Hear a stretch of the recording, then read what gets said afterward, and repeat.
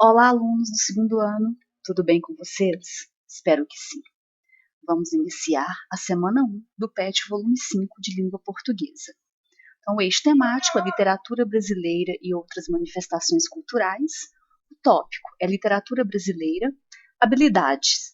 Habilidade, relacionar diferentes textos literários e seus contextos de produção. Conteúdos relacionados, valorizar a leitura literária como forma de compreensão do mundo e de si mesmo. Caracterizar, a partir da leitura de textos literários, formas de representação do imaginário brasileiro.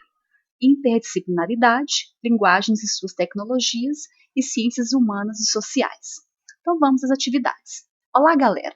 Chegou mais uma etapa de estudo. Vamos juntos? Sabemos que a leitura é de fundamental importância para o desenvolvimento das pessoas, para a nossa formação social e também para o lazer.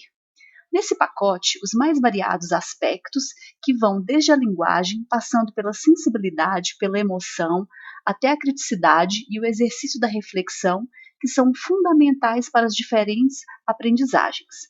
Através das diversas leituras que realizamos, nos apropriamos de um vasto conhecimento sobre diferentes lugares. Descobrimos um novo mundo de culturas e saberes, muitas vezes sem fisicamente sairmos do lugar.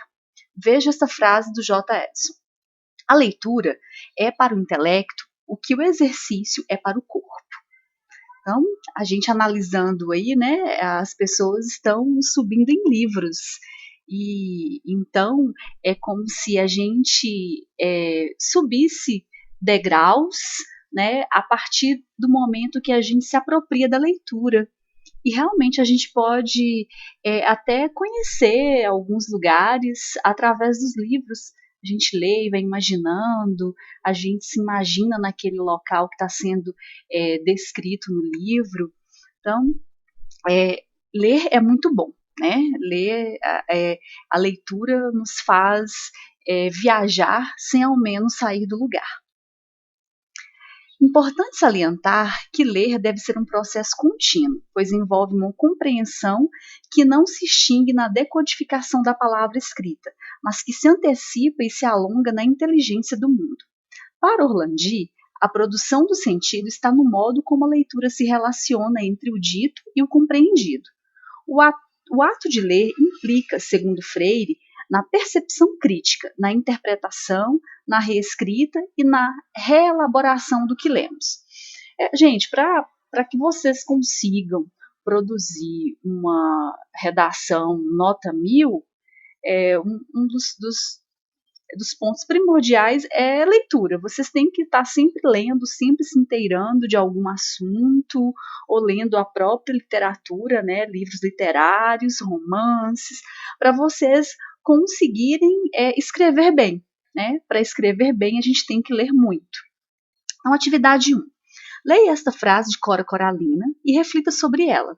Depois produza você também uma frase sobre a importância do conhecimento, da leitura ou da escola para você. Lembre-se do que afirmou J. Edson e capriche. Né? O que o J. Edson afirmou? Ele afirmou que a leitura é para o intelecto o que o exercício é para o corpo. Então, para se ter um corpo bom, a gente tem que exercitar, tem que fazer muito exercício. A mesma coisa é para que nós tenhamos um bom intelecto, consigamos compreender várias coisas, é preciso se apropriar da leitura. Então vamos à frase de Cora Coralina. O saber a gente aprende com os mestres e com os livros. A sabedoria se aprende com a vida e com os humildes. Então é uma frase de Cora Coralina, né, expondo aí o que é o saber, o que ela coloca como saber e o que ela coloca como sabedoria. E aí vocês vão criar uma frase, né, produzir uma frase sobre a importância do conhecimento, da leitura ou da escola. Tem uma frase de Nelson Mandela que a educação é a arma mais poderosa para se mudar o mundo. Se eu não estiver errada, se eu não estiver enganada, é desse jeito. A educação é a arma mais poderosa que você pode usar para mudar o mundo. Então, assim, vocês vão criar uma frase, crie uma frase que vocês coloquem como foco a escola, a leitura, né, o conhecimento. Próximo. O ensino de literatura está integrado à área de leitura e dos estudos dos gêneros discursivos. Por isso, dialoga com resenhas, sinopses, sínteses, reportagens, ensaios, entre outros que falam sobre literatura e que são imprescindíveis para você, esse ou essa jovem leitor ou leitora do ensino médio, compreender alguns aspectos que são teóricos em relação à forma de o autor dizer as coisas do jeito que diz, pois somente ele sabe o efeito de sentido que deseja provocar nos seus leitores. Por exemplo, Machado de Assis escreveu assim o início de seu livro Memórias Póstumas de Brás Cubas. Há algum tempo hesitei se devia abrir estas memórias pelo princípio ou pelo fim, isto é, se poria em primeiro lugar o meu nascimento ou a minha morte. Suposto o uso vulgar, seja começar pelo nascimento. Duas considerações me levaram a adotar diferente método. Então ele coloca duas considerações que o levou, né? Duas considerações que o levaram a adotar diferentes métodos. Diferente método. Qual que é a primeira consideração? É que eu não sou propriamente um autor defunto. O que é o autor defunto? O narrador, personagem que conta sua vida depois de morto. Mas um defunto autor, para quem acampa foi outro berço. A segunda é que o escrito ficaria mais galante e mais novo. Ou seja, ele começar, né, com a morte, a escrita ia ficar mais galante e mais novo. Seria algo novo, ele estaria inovando, contando sua história e iniciando pela sua morte, contando, né, ao invés de começar pelo seu nascimento. Moisés, que também contou a sua morte, não a pôs no introito, ou seja, Moisés não começou a contar a morte dele pela morte, ele começou pelo início, ficou redundante, né? Ele começou a contar a história dele, né? Pelo início, pelo seu nascimento, pelo introito. O introito é a parte inicial, é o começo. Mas no cabo, diferença entre este livro e o Pentateuco. Machado de Assis, 1999, página 18. É o início aí do texto Memórias Póstumas de Brás Cubas. Atividade 2. Após a leitura do trecho acima do livro Memórias Póstumas de Brás Cubas, de Machado de Assis, responda às questões. Qual das justificativas apresentadas pelo autor lhe pareceu mais interessante para iniciar a escrita do livro pelo fim? Então vamos voltar. Ele colocou, né, a primeira é que eu não sou propriamente um autor defunto, mas um defunto autor. Para quem acampa, foi outro berço. E a segunda é que o escrito ficaria mais galante e mais novo. Então essas são as duas justificativas, né, considerações que ele fez para escrever o seu livro, né, da forma que ele escreveu. E aí, qual justificativa é uma resposta pessoal, né? Qual das justificativas apresentadas pelo autor lhe pareceu mais interessante para iniciar a escrita do livro pelo fim? Vou colocar aqui um trecho do site vestibular UOL. No entanto,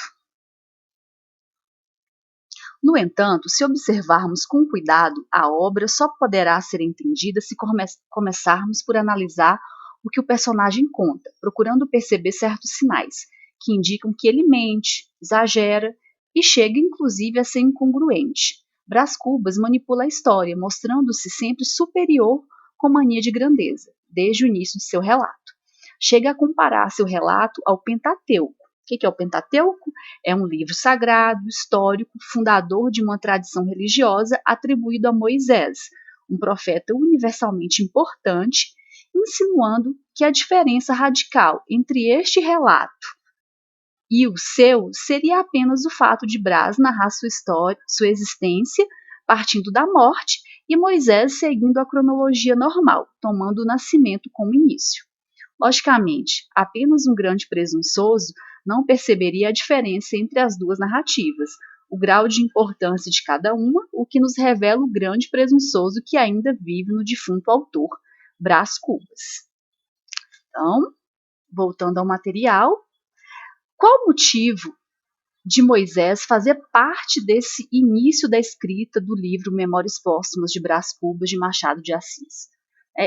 porque ele faz essa comparação, né, ele compara o relato dele, né, o livro dele com o Pentateuco, que é a história narrada, né, por Moisés, que ele conta a história dele, de existência, mas iniciando pelo seu nascimento. Retire do texto as palavras que você não conhece e, com a ajuda de um dicionário, coloque os significados levando em conta o contexto no qual se encontram.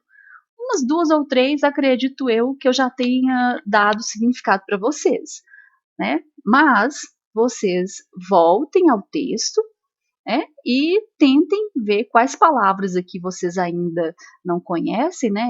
Que tem hesitei, que é mais vulgar. Será que você sabe o significado de vulgar aqui nesse texto, aqui nessa, para compreender esse texto? Campa, né, o significado de campa, introito, né? O que significa introito aqui? O que significa cabo aqui também, né? Ó, introito é o início, e cabo vai ser o quê? Né? E Pentateuco, já coloquei o significado de Pentateuco no site Vestibular UOL. Então, vocês vão tentar ouvir o relato, né, ler o relato e tentar responder com propriedade as questões. E, para saber mais sujeitos dessa literatura, Joseph Edson, J. Edson, tem um textinho aqui sobre ele, leiam, né, para vocês ficarem informados. Como diz no início aqui da atividade, a leitura é importante, né, como diz o J. Edson. Como diz o próprio J. Edson, a leitura é para o intelecto o que o exercício é para o corpo. Então, ler é importante. Quanto mais a gente lê, mais a gente fica informado, mais o nosso intelecto aumenta, né? Abre portas. Então, terminamos aqui a semana 1 do PET, volume 5 de língua portuguesa do 2º ano. Espero ter ajudado um pouco. Nos vemos na próxima semana. Fica aqui o meu forte abraço.